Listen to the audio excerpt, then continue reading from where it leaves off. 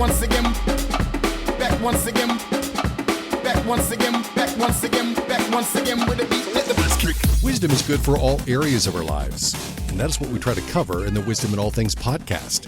We look at wisdom as it applies to our minds, bodies, and souls. For more resources on this, stop by wisdominallthings.com.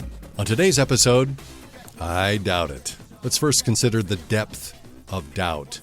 Laura Ferguson Wilbert said, in Purgatorio, from Dante's Divine Comedy, it is said the root of every sin is a disordered love. We are the most disordered, ill-prioritized generation yet.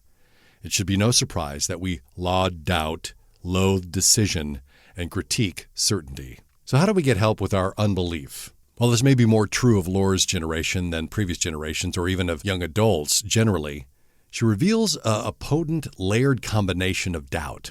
In fact, it reads more like an all-out resentment and rejection of anything with the audacity to be called certain. It would be hard not to conclude that remaining in a state of praising doubt, intensely hating decisiveness, and criticizing certainty could be the basis for perpetual, if not irreversible, doubt. Regardless of its depth, persistent doubt is certainly devastating, as even infrequent, ill-timed bouts can needlessly delay, derail, and even slowly destroy us. We have our own experiences to tell us that, but there are three people from the New Testament that affirm even those that should have the most confidence can still doubt, but that there is also a right response to it. In the case of John the Baptist, having spent his whole life proclaiming the coming of the Messiah and seeing the doves descending from heaven and hearing the voice of God when Jesus was baptized, his doubt would later lead him to ask, "Are you the one who is to come, or should we expect someone else?"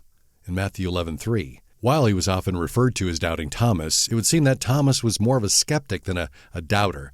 But he didn't believe until he was given. Jesus was quick to dispel any notion that his resurrection should be in question. Though Jesus' life had given Thomas sufficient reason to believe, he still needed to see and touch Jesus for himself. Alyssa Childers describes doubt. She says, doubt isn't the opposite of faith. Unbelief is the opposite of faith. Lastly now, I want to highlight the story of the father whose son was demon-possessed. He knew enough to go to Jesus as the only hope of healing his son, but when told to believe, acknowledged that he would need help with my unbelief. Mark chapter 9, verse 24. These three accounts should help us see that we should not be surprised by doubt, nor feel guilty.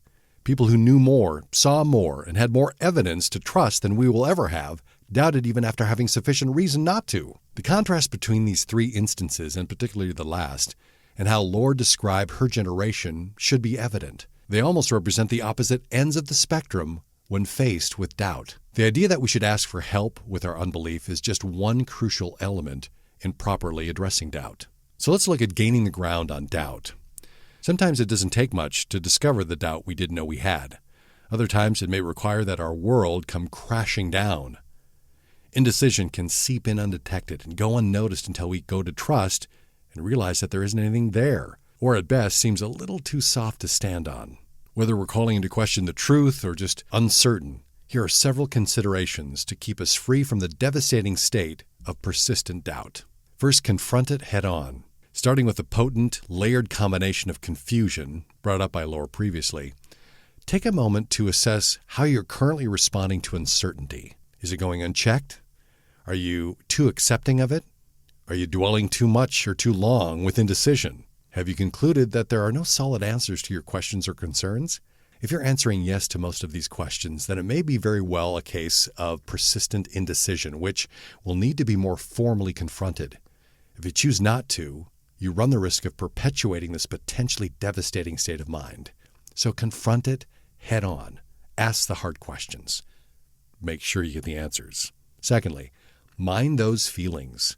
When we doubt our better moments, are we really saying that now we know the truth, but before we didn't? That is the very nature of feelings. If so, it might even be that you're giving how you feel too much latitude. Maintain a better grip on the facts and hold loosely your feelings. Next, doubt is not the absence of belief. Tim Keller references the essay The Critique of Doubt by Michael Polanyi, where he argues that indecision and belief are ultimately equivalent. Essentially, our doubting one thing is simply denying one belief in favor of another. It isn't the absence of belief. Tim Keller says, you can't doubt belief A except on the basis of some belief B you're believing instead at the moment. Even with uncertainty, there is still some belief.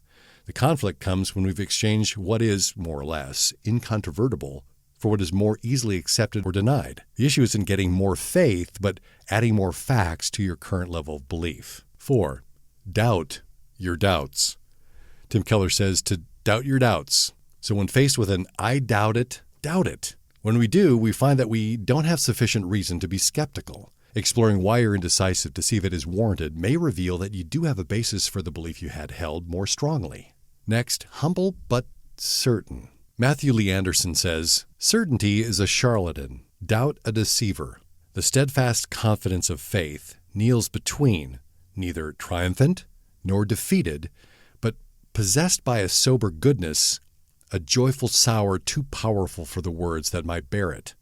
Thy kingdom come, thy will be done. Humility isn't indecision. There's a difference between arrogance and standing firm. Humility isn't saying that you can't be sure. We can be sure, but we're not to be too prideful. Matthew's quote begs two key questions. Whose kingdom come? Whose will be done? 6. Lean toward God. Alyssa Childers highlights a concept from Bobby Conway from his book, Doubting Toward Faith. Doubt is directional. We can doubt toward God, or we can doubt away from Him. If you're struggling with doubt, I encourage you to doubt toward God. As we confront uncertainty, check our feelings and challenge our basis for doubting.